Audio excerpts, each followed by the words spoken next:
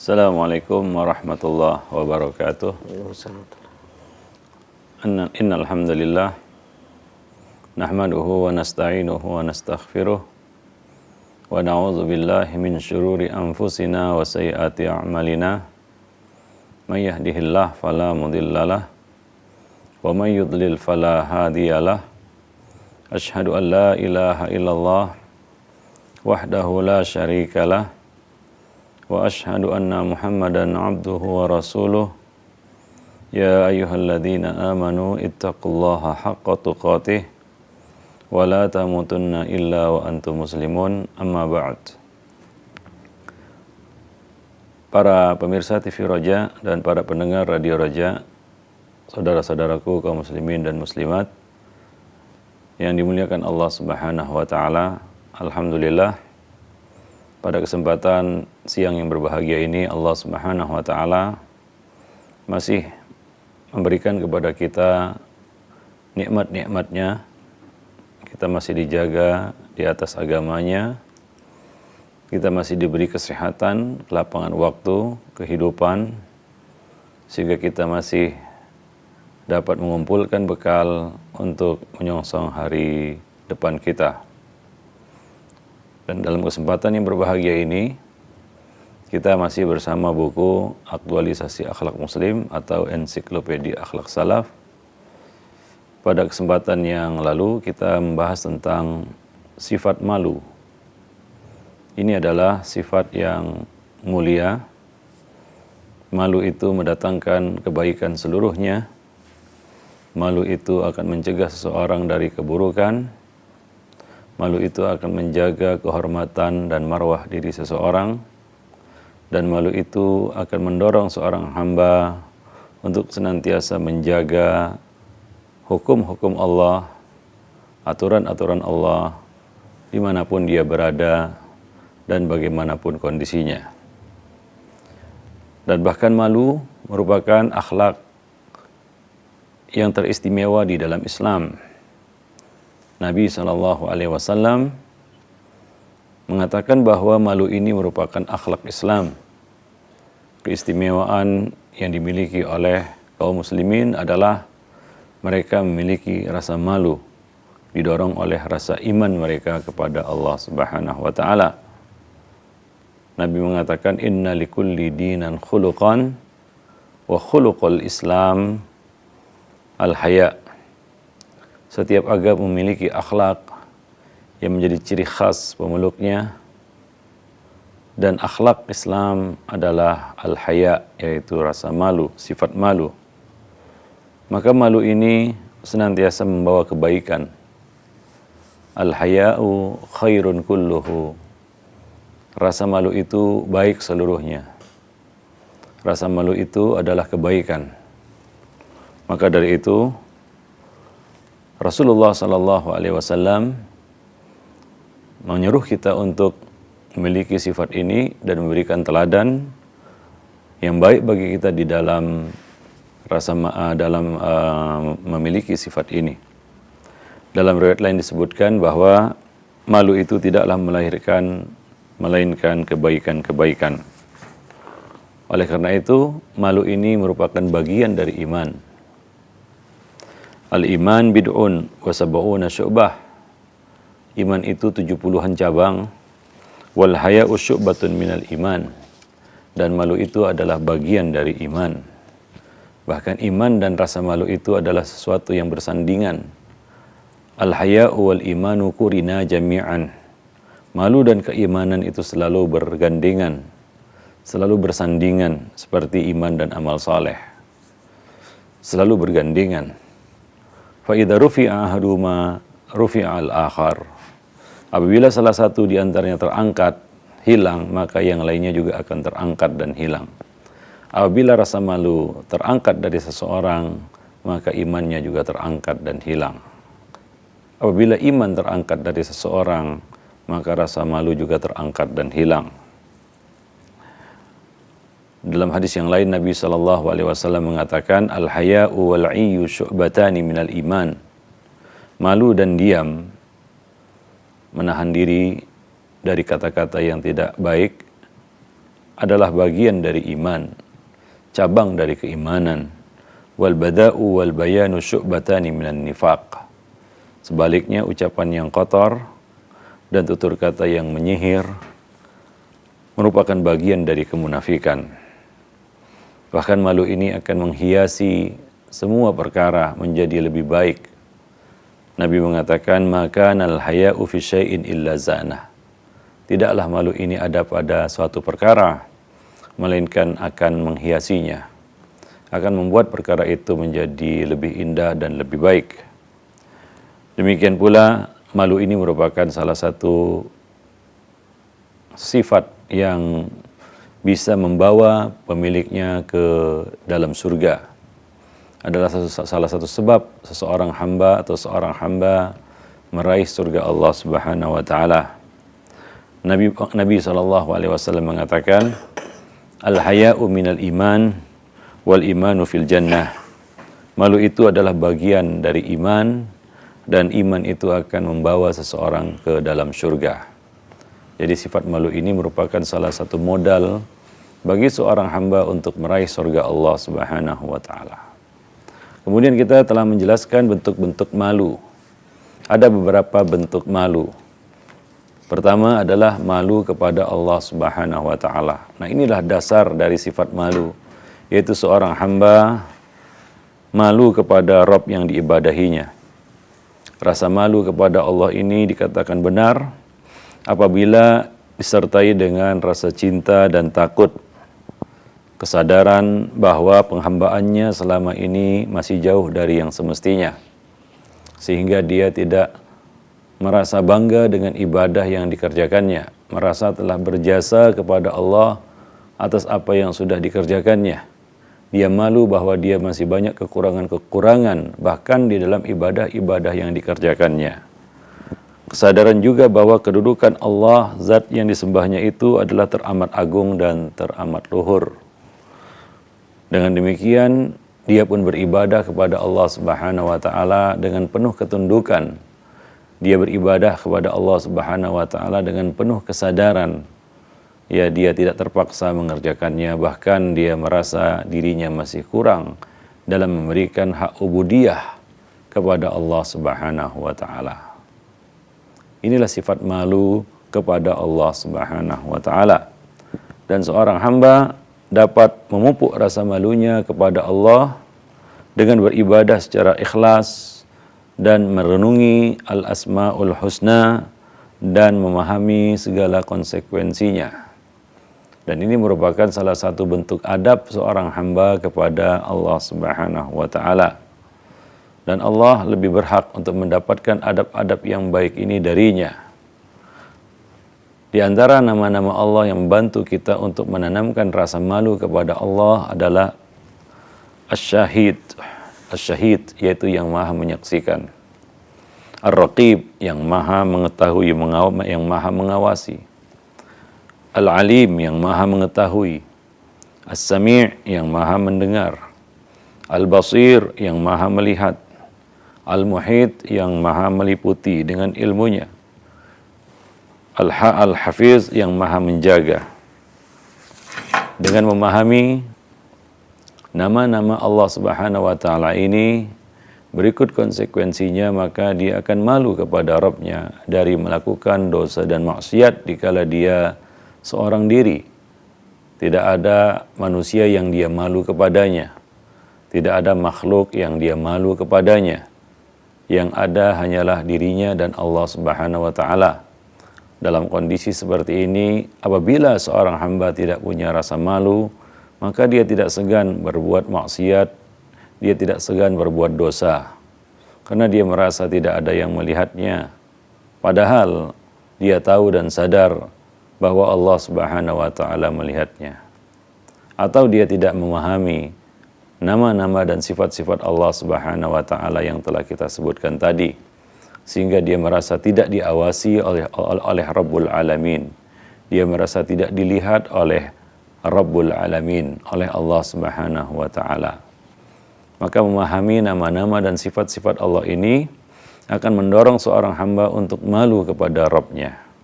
dia bertakwa kepada Allah dengan sebenar-benarnya takwa, yaitu bertakwa kepada Allah fis sirri wal alan, bertakwa kepada Allah pada saat dia di tengah-tengah keramaian maupun pada saat dia seorang diri. Dengan begitu, setiap kali berbuat sesuatu ia akan teringat bahwa Allah Subhanahu wa taala melihatnya. Ketika dia berbicara, dia ingat bahwa Allah Subhanahu wa taala mendengarnya.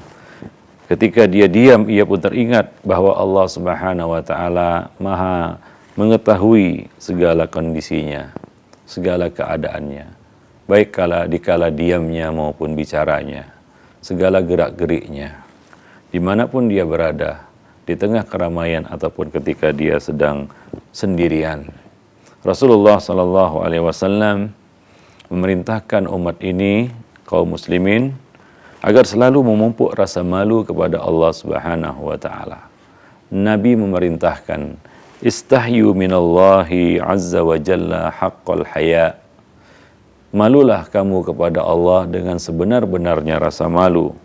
Man istahya minallahi haqqal haya, barang siapa yang betul-betul malu dia kepada Allah Subhanahu wa taala, barang siapa yang ingin malu kepada Allah Subhanahu wa taala dengan sebenar-benarnya malu, maka falyahfadhir ra's wa ma hawa.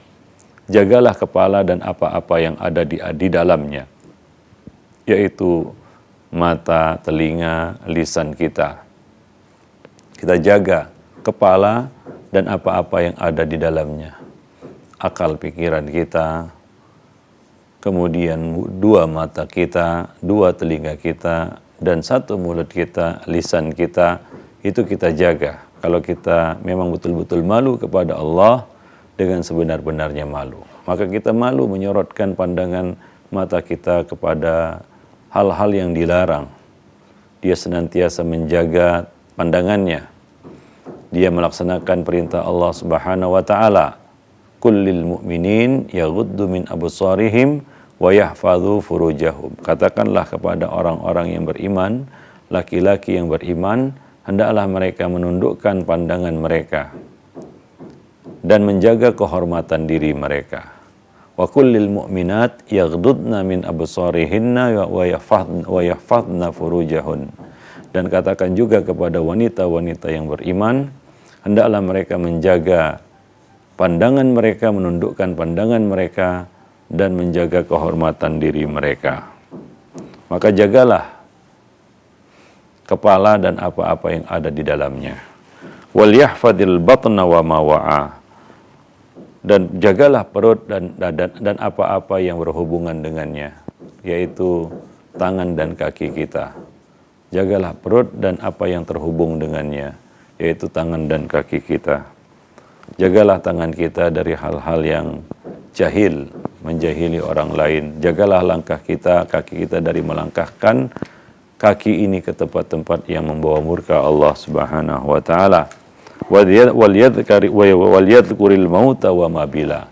Dan hendaklah dia mengingat kematian dan kehancuran jasad di dalam kubur, di alam kubur, di dalam kubur. Wa man aradal akhirah taraka zinatad dunya. Barang siapa yang menghendaki, menginginkan kehidupan akhirat, maka dia meninggalkan, konsekuensinya adalah dia meninggalkan perhiasan-perhiasan dunia. Wa man fa'ala dzalika faqad istahya minallahi haqqal haya. Barang siapa yang melakukan perkara-perkara yang disebutkan tadi, barang siapa yang melakukan semua itu, maka ia telah malu kepada Allah Subhanahu wa taala dengan sebenar-benarnya malu. Jadi salah satu bentuk malu yang harus kita miliki adalah malu kepada Rabbul Alamin, malu kepada Allah Subhanahu wa taala.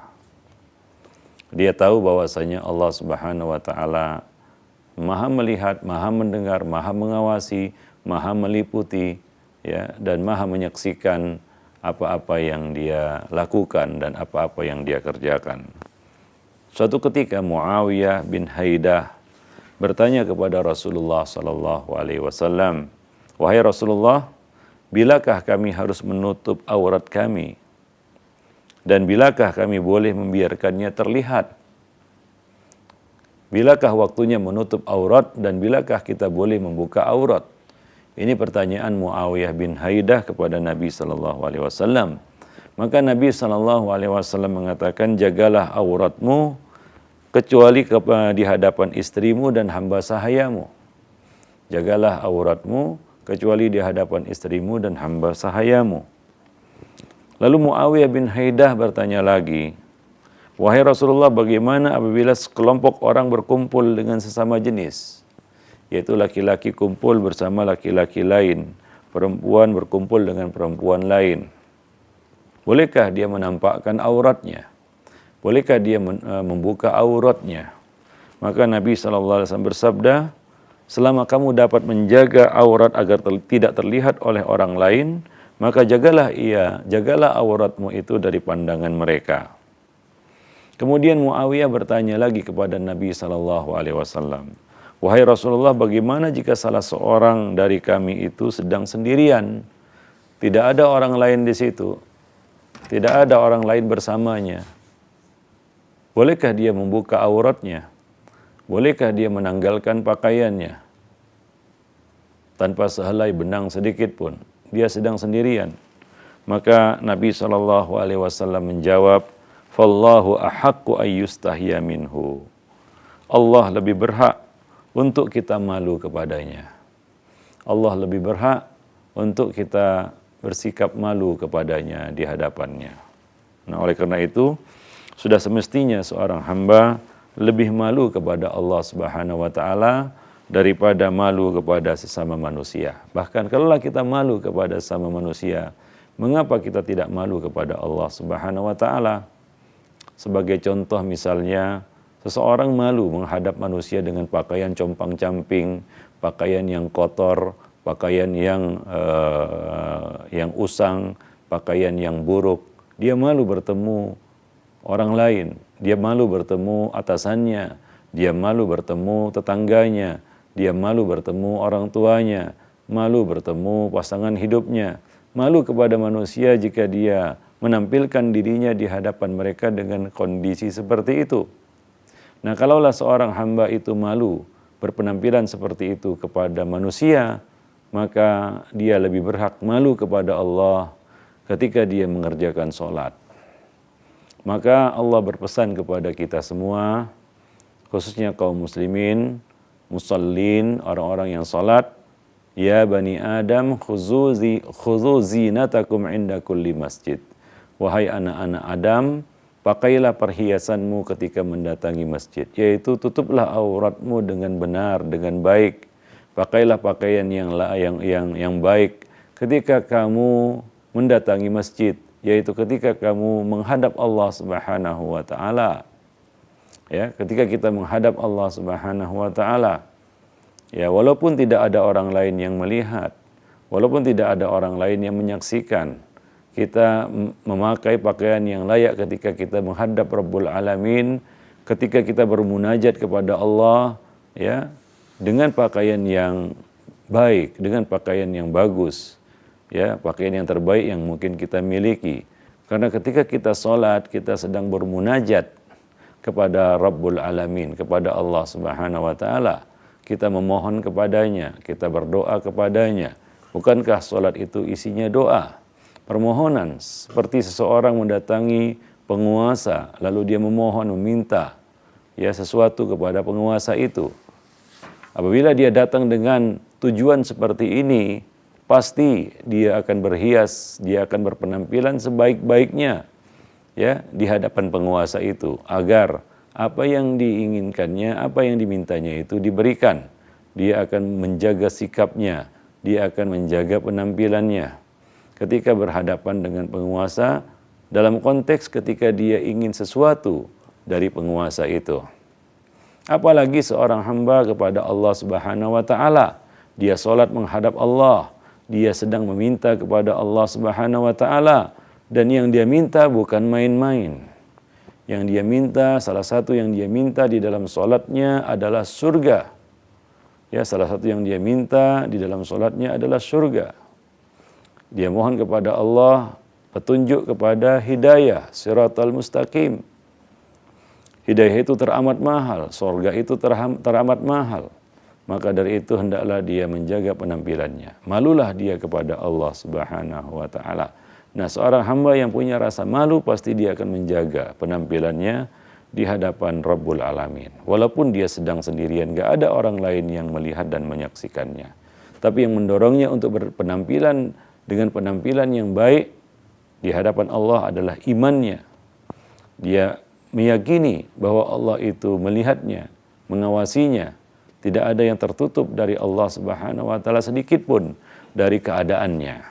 Nah, inilah salah satu bentuk malu yang harus dimiliki oleh seorang muslim, yaitu malu kepada Allah Subhanahu wa taala.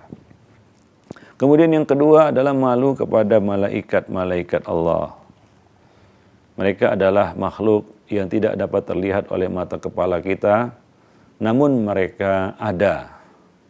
Banyak malaikat-malaikat Allah Subhanahu wa taala dan jumlahnya hanya Allah yang tahu.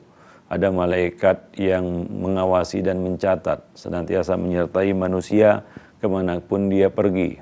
Ada malaikat-malaikat sayyahun, ada malaikat-malaikat yang mendampingi seseorang, dan banyak lagi malaikat-malaikat Allah Subhanahu wa taala yang ada di sekitar manusia, ya, dengan berbagai macam tugas-tugas mereka. Maka malulah kepada hamba Allah yang mulia ini, yaitu para malaikat. Di antara sifat malu yang harus kita miliki dan dipupuk oleh setiap hamba adalah malu kepada para malaikat. Mereka adalah makhluk-makhluk yang mulia. Mereka adalah makhluk yang Allah katakan la ya'suna ma amarahum wa yaf'aluna ma yu'marun, yang tidak pernah bermaksiat dan senantiasa taat kepada Allah Subhanahu wa taala. Jadi setiap muslim ya harus malu kepada para malaikat yang selalu hadir di sekeliling kita. Ketika kita hadir di majelis ilmu, mereka ada di sekitar kita. Malaikat sayyahun ini adalah malaikat yang mencari-cari majelis-majelis ilmu. Dan apabila mereka mendapati majelis ilmu, maka mereka akan singgah di dalamnya. Maka seorang muslim menjaga penampilannya, ya, ketika dia berada di tengah-tengah keramaian, ketika dia berada di dalam masjid, ketika dia berada di dalam majelis. Ya, karena para malaikat ini juga akan terganggu dengan apa-apa yang mengganggu Bani Adam. Ya, fa innal malaikah tata'adza bima yata'adza bihi banu Adam. Kalaulah ya orang-orang yang ada di sekitar kita terganggu dengan aroma kita atau bau kita yang busuk, maka malaikat juga terganggu dengan aroma kita ataupun bau kita yang busuk. Maka malulah kepada hamba-hamba Allah yang mulia ini, yang hadir di sekeliling kita sekalipun tidak terlihat oleh kedua mata kita. Itulah mengapa kita wajib mengimani keberadaan mereka. Ada malaikat rahmat yang menurunkan karunia Allah kepada hamba-hambanya ke bumi. Ada pula malaikat hafadzah yang menjaga manusia, yang senantiasa menyertai mereka. Dan ada malaikat yang mencatat amal perbuatan kita, serta malaikat-malaikat lain yang tugasnya berbeda-beda. Tidak ada manusia yang lebih hina daripada orang yang tidak malu kepada malaikat, sehingga tidak menghormati dan memuliakan makhluk Allah yang mulia ini. Padahal kedudukan mereka begitu mulia. Allah Subhanahu wa taala mengatakan, wa inna alaikum lahafidhin kiraman katibin ya'lamuna ma taf'alun. Dan sesungguhnya bagi kamu ada malaikat-malaikat yang mengawasi, yaitu segala gerak-gerikmu, perbuatanmu, pekerjaanmu, yang mulia di sisi Allah dan yang mencatat amal perbuatanmu. Mereka mengetahui apa yang kamu kerjakan. Mereka mengetahui apa yang kamu kerjakan. Maka orang yang punya rasa malu kepada malaikat, dia malu. Ya, malaikat ini mencatat amal-amal buruknya, maka dia pun menjaga diri. Jadi salah satu faedah yang kita dapatkan dari rasa malu kepada malaikat ini adalah kita menahan diri dari hal-hal yang buruk. Ya, kita tahu bahwa mereka mengetahui apa yang kita lakukan dan mencatat apa yang kita kerjakan. Betapa malunya seorang hamba, catatannya, malaikat-malaikat ini mencatat amal-amal buruknya setiap hari. Ya, kejahatan-kejahatannya setiap hari. Ya, malaikat-malaikat yang mulia ini mencatat segala keburukan-keburukannya, dosa-dosa dan maksiat yang dilakukannya setiap hari.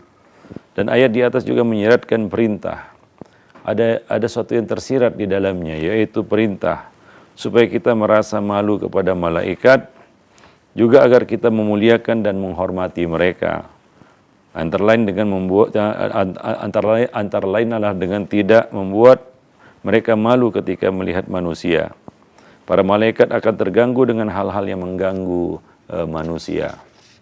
Jadi jika seorang hamba yang lurus terganggu dengan malu, seorang hamba itu terganggu dan malu dengan keberadaan orang-orang yang bermaksiat di sekelilingnya, maka bayangkanlah bagaimana terganggunya para malaikat karena keburukan-keburukan tersebut. Maka Nabi SAW mengatakan, fa innal malaikah tata'adza mimma yata'adza minhu banu Adam. Sesungguhnya para malaikat terganggu dengan apa-apa yang mengganggu manusia. Salah seorang sahabat Nabi mengatakan, sesungguhnya para malaikat menyertai kalian. Bahkan mereka tidak akan berpisah dari kalian. Karena itulah hendaklah kalian malu kepada malaikat dan memuliakan mereka. Salah seorang ulama salaf mengatakan bahwa jika seorang hamba berada pada pagi hari, ada malaikat dan syaitan yang berlomba mendatanginya. Apabila hamba itu memulai harinya dengan mengingat Allah, bertakbir, bertahlil, memuji Allah Subhanahu wa taala, maka malaikat itu akan melindunginya dan dengan mengusir syaitan tersebut.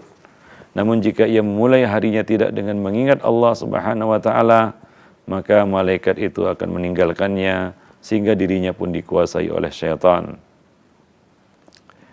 Setiap pagi malaikat ada yang mendoakan hamba-hamba yang berinfak dengan mengatakan Allahumma a'ti munfiqan khalafa. Ya Allah, berilah balasan bagi orang yang berinfak. Dan malaikat mendoakan keburukan atas orang-orang yang bakhil, yang menahan hartanya, dengan mengatakan Allahumma a'ti mumsikan talafa. Ya Allah, berilah kemusnahan bagi orang-orang yang menahan hartanya.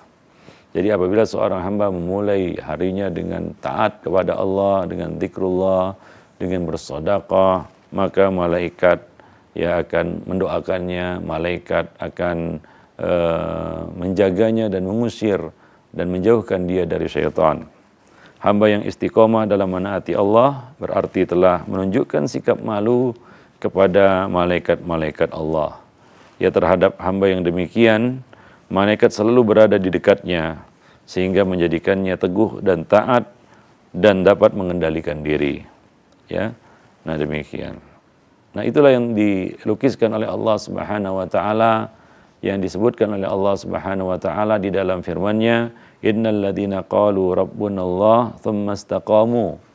Sesungguhnya orang-orang yang mengatakan Rabb kami adalah Allah, kemudian dia istiqomah. Kemudian mereka meneguhkan pendirian mereka, istiqomah. Tatanazzalu alaihimul malaikah. Maka malaikat-malaikat akan turun kepada mereka dengan berkata. Jadi malaikat-malaikat ini akan dekat kepada orang-orang yang menjaga imannya dan istiqomah dengan imannya.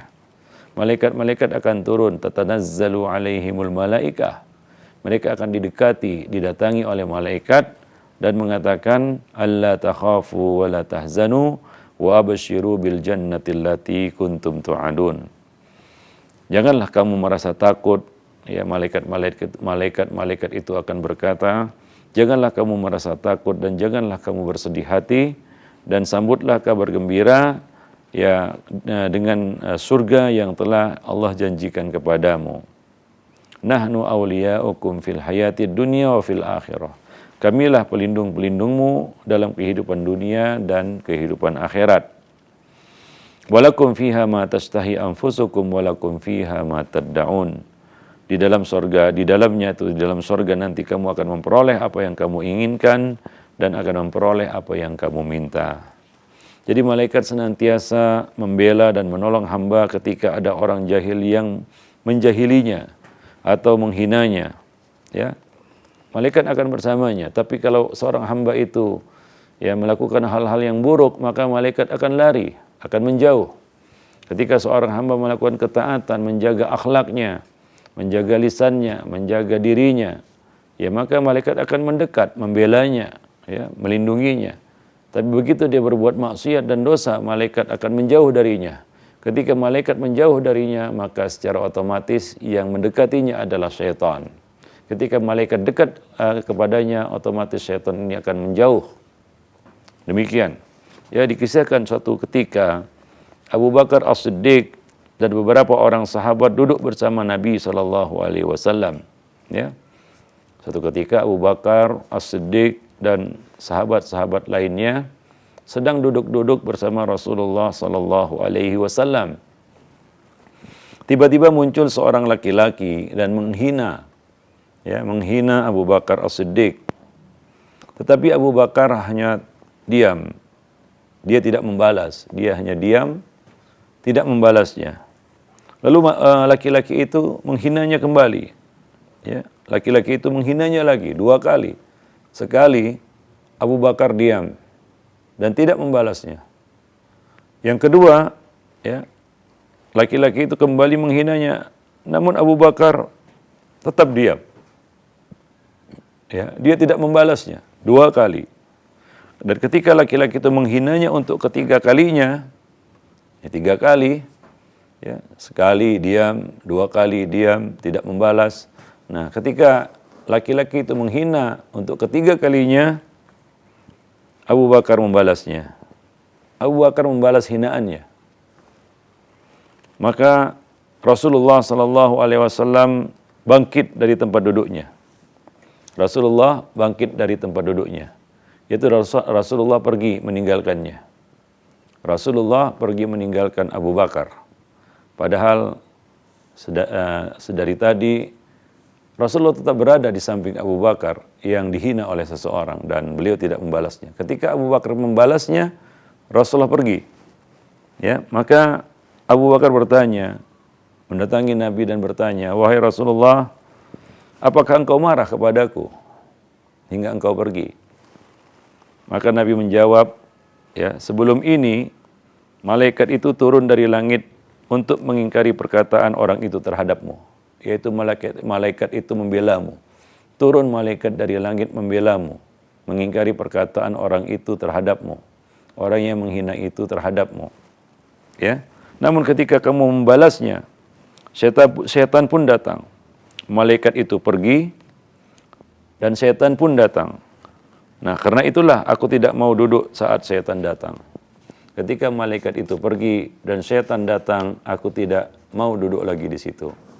Jadi Nabi beranjak pergi karena malaikat-malaikat, ya, malu melihat ataupun mendengar ucapan balasan hinaan itu dengan hinaan.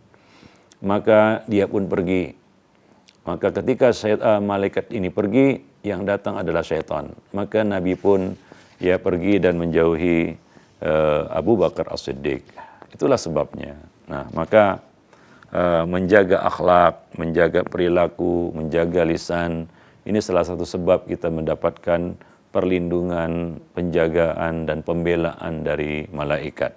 Tapi ketika, ya, kita membalas keburukan dengan keburukan, ya, yang semisal, ya, bahkan mungkin yang lebih buruk darinya, ya, kita tidak menjaga ucapan kita tidak menjaga perilaku kita, ya, kita menunjukkan akhlak yang buruk kepada manusia, maka malaikat itu akan pergi menjauh dan setan-setan akan datang mendekat. Maka jika seorang hamba, seorang muslim mendoakan saudaranya, maka pada saat ketika saudaranya tidak bersamanya, ya, mendoakan saudaranya yang nun jauh di sana, ya, an dhahril ghaib, maka malaikat akan mengamini doanya sambil berkata, dan bagimu seperti apa yang kamu doakan untuk saudaramu. Bagimu apa yang kamu doakan untuk saudaramu. Coba lihat bagaimana malaikat-malaikat, ya, suka kepada kebaikan-kebaikan yang dilakukan oleh seorang hamba. Ya, ketika seorang hamba itu berbuat kebaikan untuk saudaranya, maka malaikat segera membalasnya, ya, dengan kebaikan. Nah, inilah malaikat-malaikat Allah. Ya, para malaikat-malaikat Allah, hamba-hamba yang mulia, hamba-hamba yang tidak, makhluk-makhluk yang tidak mendurhakai Allah, yang senantiasa menaatinya, yang suka kepada kebaikan, hamba yang mulia, dan tidak suka kepada keburukan-keburukan. Maka Rasulullah mengatakan, "Ma min abdin muslimin yad'u li akhihi bi dhahril ghaib illa qala al malaku walaka bimislin." Tidaklah seorang muslim mendoakan saudaranya saat ia tidak berada di sisinya, melainkan malaikat akan berkata, "Dan bagimu semisal dengan itu." Nah, oleh karena itu hendaklah kita senantiasa mendoakan bagi saudara kita, yaitu kebaikan-kebaikan bagi saudara kita, dan tidak sekali-kali dan jangan sekali-kali mendoakan keburukan untuk mereka, karena para malaikat akan mendoakan hal yang serupa bagi kita. Ya, malaikat akan mendoakan yang serupa bagi kita. Nah, itulah salah satu bentuk malu yang harus kita miliki, yaitu malu kepada malaikat-malaikat Allah Subhanahu wa taala. Nah, tentunya ya malu kepada sesama manusia ini adalah sifat malu yang dasar dari sifat malu adalah ya malu kita kepada Allah, malu kepada malaikat-malaikat Allah, dan malu kepada orang-orang yang beriman. Maka dari itu seorang hamba yang malu, ya, seorang hamba yang buat dosa dan malu dia buat dosa, itu berbeda dengan seorang hamba yang buat dosa dan dia tidak malu dengan dosa yang dilakukannya. Padahal sama-sama buat dosa, tapi karena malu, ya dibedakan ya balasannya. Nabi mengatakan, kullu ummati mu'afan illal mujahirun. Ya, semua umatku, ya, semua kaum muslimin, setiap muslim mungkin saja dimaafkan, diampuni oleh Allah Subhanahu wa taala, kecuali al-mujahirun. Siapa itu al-mujahirun? Yaitu orang-orang yang berbuat dosa di siang hari kemudian dia menceritakannya di malam hari. Orang yang berbuat dosa di malam hari kemudian dia ceritakan dosanya di siang hari. Yaitu orang-orang yang melaksanakan ataupun mengerjakan dosanya terang-terangan tanpa rasa malu lagi di hadapan manusia. Maka peluang mereka mendapatkan ampunan, maaf dari Allah pun kecil. Dan seorang hamba yang berdosa tapi malu dia, ya, kepada Allah, kepada manusia, dia malu menunjukkan dosanya, ya, dan dia tahu itu dosa karena mengganjal hatinya dan dia malu orang lain tahu. Nah, ini masih ada kemungkinan Allah Subhanahu wa taala mengampuninya dan memaafkannya. Jadi orang yang buat dosa saja dibedakan, ya, balasannya, ya, disebabkan rasa malu, ya, disebabkan rasa malu. Maka dari itu Nabi mengatakan, fa idza lam tastahi fasna' ma syi'ta. Jika kamu sudah tidak punya urat malu lagi, rasa malu lagi, maka berbuatlah sesukamu. Jadi yang menahan kita berbuat sesuka hati kita adalah rasa malu. Yang menahan lisan kita dari berkata seenaknya adalah rasa malu. Yang menjaga semua anggota badan kita dari hal-hal yang buruk itu adalah rasa malu. Jadi al-haya'u khairun kulluhu. Malu itu bagus seluruhnya. Jadi milikilah ya rasa malu ini, tanamkanlah di dalam hati kita, di dalam jiwa kita, karena inilah modal yang paling berharga di dalam kehidupan kita dan sekaligus juga modal yang berharga bagi kita untuk mendapatkan surga Allah Subhanahu wa taala sebagaimana yang disabdakan oleh Nabi sallallahu alaihi wasallam, innal haya'a minal iman wa innal iman yahdi ilal jannah wa innal iman wal imanu fil jannah. Malu itu adalah bagian dari iman dan iman itu tempatnya di dalam surga, ya. Nah, demikian para pemirsa TV Roja dan para pendengar Radio Roja yang dimuliakan Allah Subhanahu wa taala. Itulah dia salah satu sifat yang mesti kita miliki, yaitu sifat malu. Berikutnya nanti akan kita lanjutkan dengan pembahasan-pembahasan yang lain, yaitu tentang istiqomah. Salah satu sifat yang mulia adalah memiliki keistiqomahan, tidak mudah berubah, tegar dan tetap ya mempertahankan diri di atas ketaatan, di atas kebaikan. Nah, ini merupakan salah satu akhlak yang mulia, yaitu keistiqomahan. Nah, nanti akan kita bicarakan hal itu pada kesempatan yang berikutnya insyaallah taala. Demikian saja, aqulu qouli hadza astaghfirullah li wa lakum wa lisairil muslimin innahu huwal ghafurur rahim. Syukran Ustaz, barakallahu fiik wa jazakallahu khairan. Terima kasih atas materi yang sangat bermanfaat di kesempatan siang hari ini. Ikhwatal Islam, pemirsa TV Roja dan juga pendengar Radio Roja dimanapun Anda berada, Kini saatnya Anda ingin bertanya silahkan. Kami persilahkan di 0218236543 via telepon ataupun pesan singkat di 0819896543.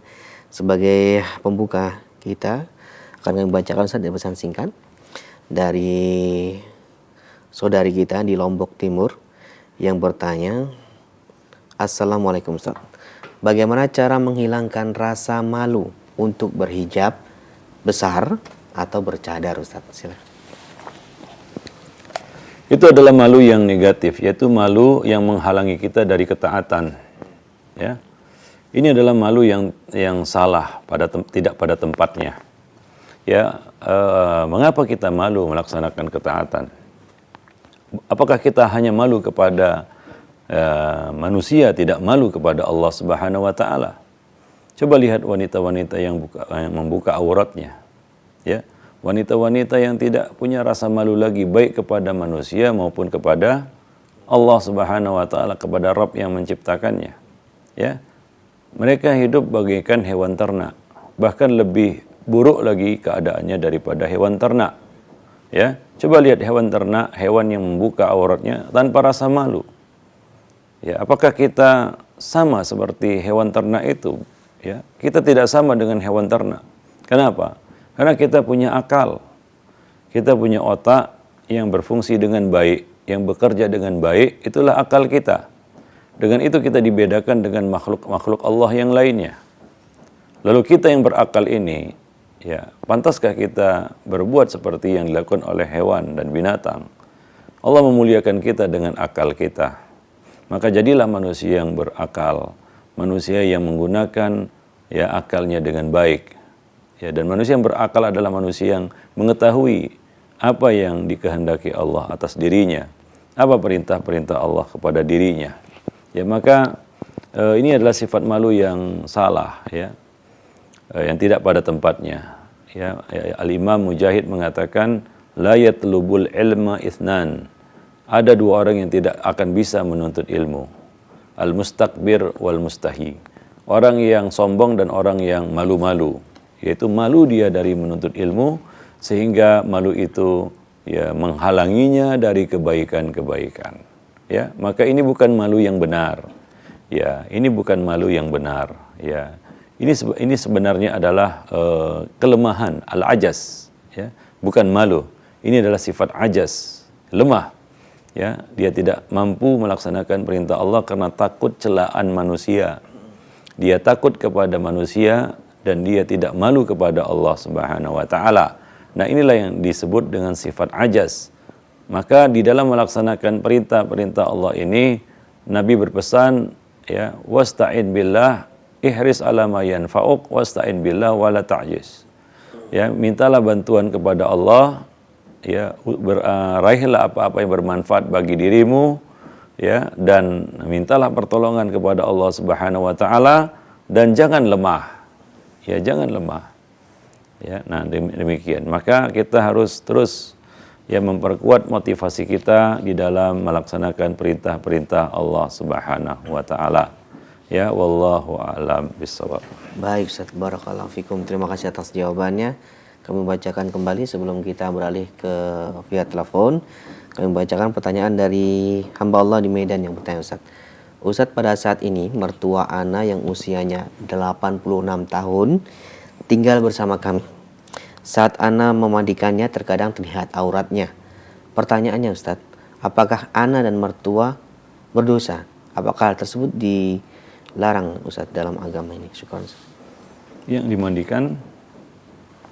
dimandikan oleh anaknya tadi. Yang dimandikan mertuanya. Ya, mungkin karena sudah pikun. Iya, 85 tahun. Iya, 85 tahun. Ya, orang-orang yang pikun ini sudah tidak masuk dalam hitungan. Baik. Ya, dia tidak bisa melakukan aktivitasnya sendiri. Ya, dan tidak dibebani lagi dengan ibadah-ibadah dan kewajiban-kewajiban. Ya, karena fungsi akalnya sudah tercabut ya dengan penyakit pikun itu. Dan syariat mengatakan, kaidah syariat mengatakan al-qudrah manatut taklif. Kemampuan ini adalah salah satu syarat pembebanan syariat. Orang seperti ini sudah tidak mampu lagi, ya, dia tidak punya akal, ya dia tidak punya kesadaran untuk melakukan kewajiban-kewajiban tersebut. Kadang-kadang orang pikun ini mengerjakan sholat subuh dengan 3 rakaat. Ya dia kira sholat maghrib. Nah itulah dia penyakit pikun, penyakit yang tidak ada obatnya. Ya maka untuk kasus seperti ini tidak mengapa baginya untuk mengurus orang tuanya ataupun mertuanya, memandikannya walaupun tersingkap dan terlihat auratnya. Tapi semampu mungkin ya dia menutupnya dan menjaga aurat dari orang tua tersebut. Ya, wallahu a'lam bishawab. Baik Ustaz, barakallahu fiik Ustaz. Dan ikhwatal Islam rahimani Allahu wa iyyakum, silahkan. Kali ini kami berikan kesempatan untuk Anda menghubungi kami langsung via telepon di nomor 0218236543. Dengan Anda menyebutkan nama, dari mana Anda berasal, dan mohon pertanyaannya disesuaikan dengan apa yang Ustaz telah sampaikan tadi. Silakan. Halo? Belum tersambung, kita akan bacakan pertanyaan dari saudara Johan di Lombok, Ustaz, yang bertanya, Ustaz, mana yang lebih kita utamakan sebagai seorang muslim, malu atau takut pada Allah Subhanahu wa taala? Ya, tidak ada pertentangan antara dua perkara itu ya. Ya, tadi kita sebutkan bahwa malu kepada Allah itu ya didorong oleh ya rasa cinta dan takut kepada Allah Subhanahu wa taala. Ya, kita malu kepada Allah karena kita memiliki cinta dan takut ya kepada Allah Subhanahu wa taala. Itulah yang mendorong kita untuk malu kepada Allah. Ya, bukan malu seperti malu kita kepada manusia.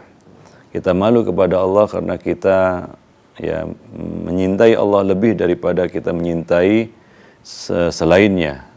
Dan juga karena orang mukmin itu asyaddu hubban lillah, amat sangat cintanya kepada Allah Subhanahu wa taala. Demikian pula rasa malu kepada Allah ini didorong oleh rasa takut kepada Allah Subhanahu wa taala.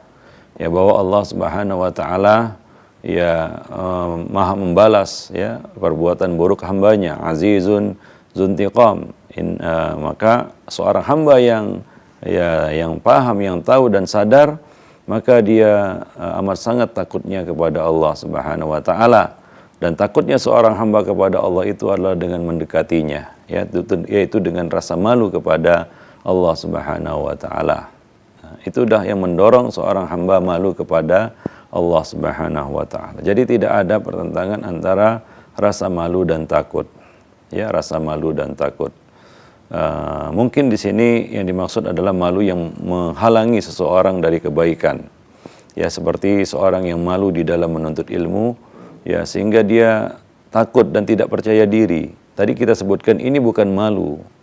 Ini adalah ajaz, ya ketidakmampuannya, kelemahannya yang harus dia perangi, yang harus dia sembuhkan rasa ajaz ini dengan memperkuat hubungannya kepada Allah. Ista'in billah, minta bantuan kepada Allah, ya, dan wala ta'jiz, jangan dia bersikap lemah seperti itu, ya. Nah, jadi itu bukan malu, ya, itu adalah rasa ajaz, ya. Takut yang tidak pada tempatnya dan malu juga yang tidak pada tempatnya, ya. Wallahu a'lam bishawab. Baik, Ustaz. Barakallahu fiik. Dan kembali kami persilahkan untuk Anda yang ingin bertanya langsung via telepon. Mulai sekarang kami buka line telepon kami di 021 823 6543 untuk Anda dapat bertanya langsung bersama Ustaz di kesempatan siang hari ini. Halo. Iya, assalamualaikum Ustaz. Waalaikumsalam warahmatullahi. Dengan Ibu siapa di mana? Iya, ini dari Ahwat di Bukit Tinggi. Silahkan pertanyaannya Ibu. Pertanyaannya, di tempat kami itu ada kajian salaf. Jadi yang ibu-ibunya tuh kadang udah bertahun-tahun ngaji mungkin ya Ustaz. Cuma kesombongan pada diri mereka itu masih ada gitu. Mereka itu berkelompok-kelompok pengajiannya. Kalau ada istilahnya yang datang ke pengajian itu orang baru, kayaknya dicuekin gitu. Istilahnya bukannya dirangkul gitu. Ya, masih ada kesombongan, masih gimana, kadang kita senyum nggak ada dibalas, Ustadz, malah suka membuang muka gitu. Jadi kayaknya apa harus saya terusin mengikuti di pengajian di situ apa gimana gitu, Ustadz? Di Bukit Tinggi ya Bu ya? Iya. Iya, baik Ibu, terima kasih atas pertanyaannya. Ya. Ya, kepada ibu yang berada di Bukit Tinggi ya, para jemaah yang dimuliakan Allah, kaum muslimin dan muslimat, ya tentunya kita harus membedakan ya antara manusianya dengan agama yang dijalankannya, ya pedoman yang dipegangnya.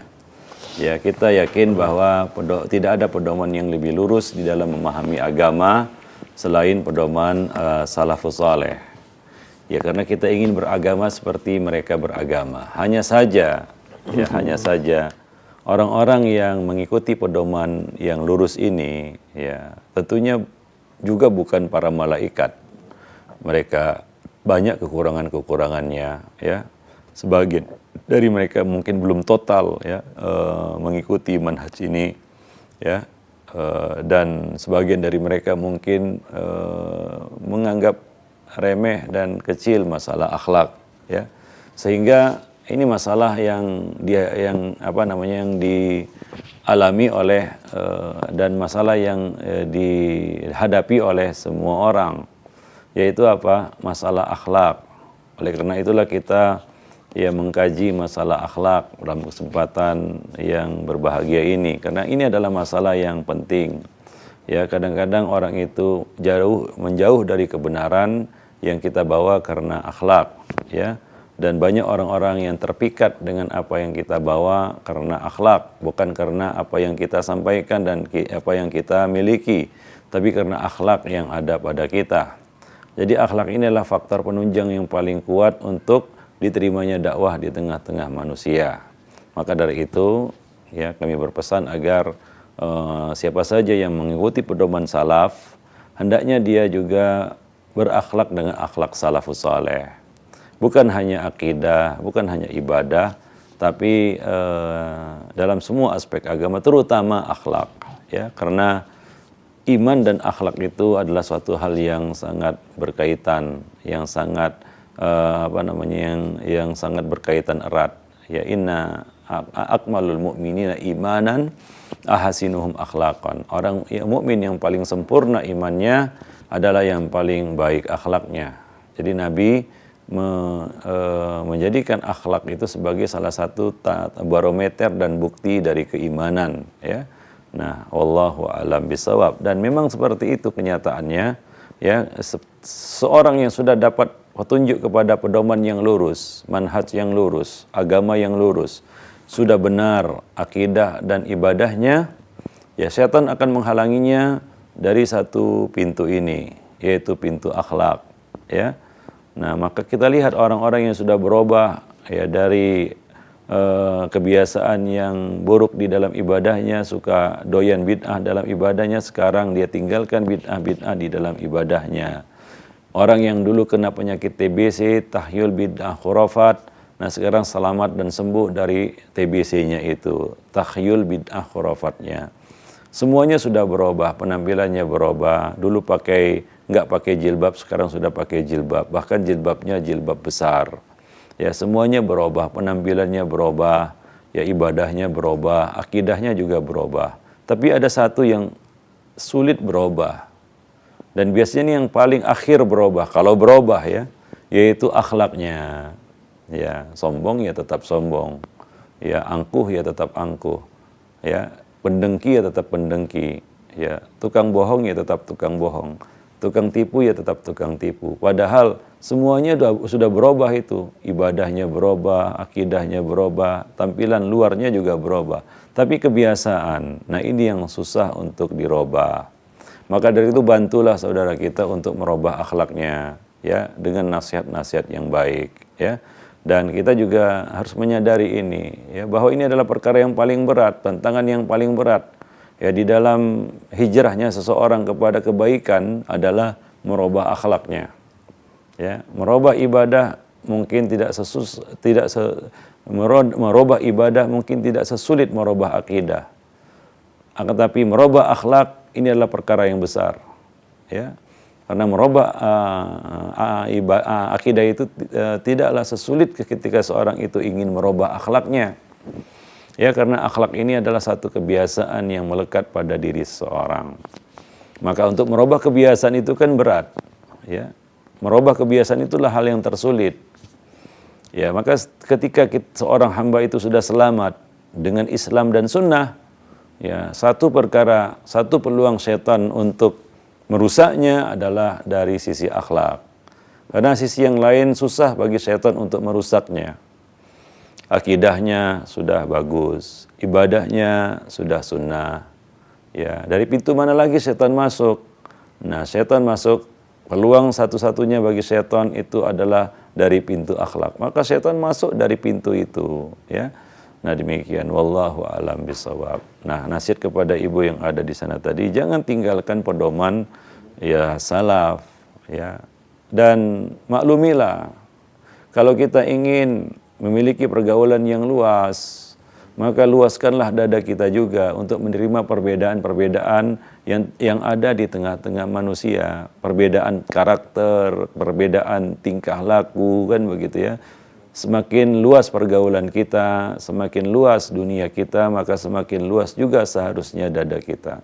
Jadi kita bisa memahami ya manusia dan tidak menjauhi kebenaran hanya karena urusan seperti ini. Ya, karena tersinggung kan dengan akhlak yang buruk, ya. Memang itu adalah satu yang buruk, ya. Akan tetapi jangan itu menghalangi kita untuk mengikuti petunjuk dan pedoman yang benar, ya.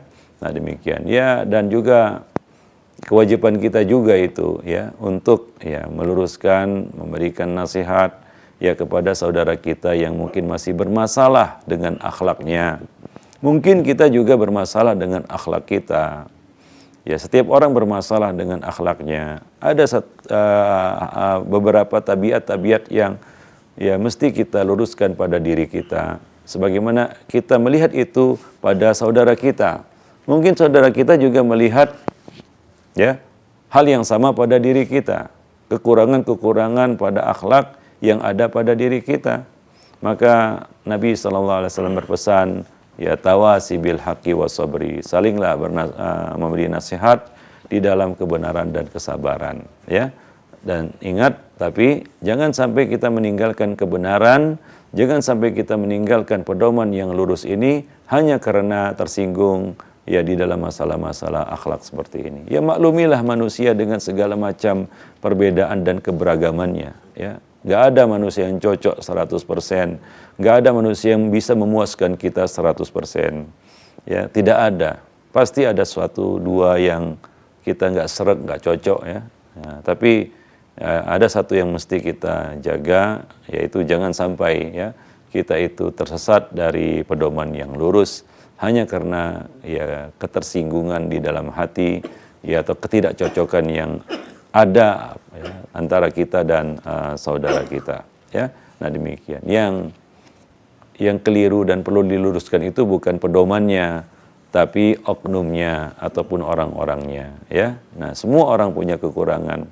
Sebagaimana orang-orang yang ada di kelompok lain yang mengikuti pedoman lain selain pedoman salafus saleh juga pasti ada kurangnya juga, bahkan mungkin banyak, ya. Nah, wallahu a'lam bishawab. Wallahu a'lam bishawab. Nah, demikianlah ya pertemuan kita pada kesempatan siang ini, mudah-mudahan bermanfaat. Lebih dan kurang saya mohon maaf. Subhanakallah bihamdik, asyhadu an la ilaha illa anta wa astaghfiruka wa atubu ilaik. Assalamualaikum warahmatullahi wabarakatuh.